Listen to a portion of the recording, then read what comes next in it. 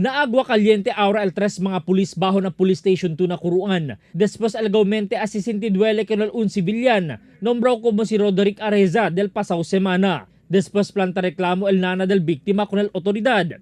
Un separado investigasyon también ya conduce el Zamboanga City Police Office, ta encabeza el oficial encargado del mando policía local, Senior Superintendent Luisito Magnaye, donde na entrevista con él por medio de teléfono. Él habla kaya manrilibya sila na pwesto con el mga pulis envuelto, conocido como kana Police Senior Inspector Muhammad Mariwa, PO1 Samuel Atilano y PO2 Bernardo Andres, que mga personajes del Intel Investigation Section también del Police Station 2 na Curuan.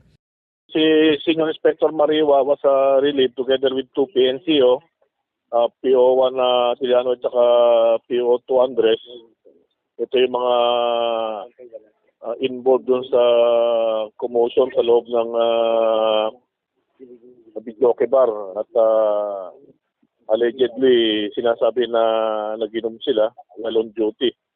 Tapos may nabugbog na sibilyan yung nakalaban ni Mariwa at nakasuhan yun. Ang inano natin investigation dito yung kanilang ginawa na mali at kailangang bigyan sila ng lesson.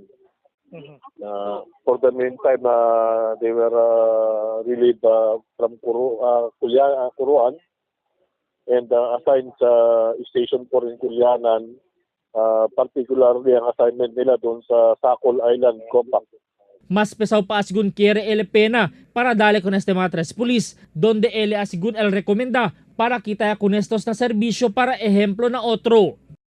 Kailangan tanggalin sa serbisyo kung ang babagsak sa magiging outcome ng investigation. Pero sir, ano ba daw ang depensa nila, sir? Bakit nandun sila sa bar, sir, during that time? Bahala na sila kung anong depensa nila, pero ang sinasabi ko nga, they are on duty and yet nagpunta sila doon sa beer house para mag-inom. So yun lang, wala nang ano. Sinabi ko na sa'yo, doon sila, nagiinom. Bawal yan. Lalo na kung naka-duty. Na policía del PNP, nunca ya tolerar la organización con el police que entra con este mga lugar mas kinway mas uniforme, siendo un mancha es na itadale mal impresyon ng mga sibilyan. Ya queda más critical este asunto ahora después que na-target el PNP del di ila mismo mauban na kampanya di ila kontra mga pulis kalawags. Que resulta del insidente del pulis del anti-illegal drugs na Manila kaya andaman kidnap un Korean national iya puede con este mata adentro pa mismo del Campo Crame.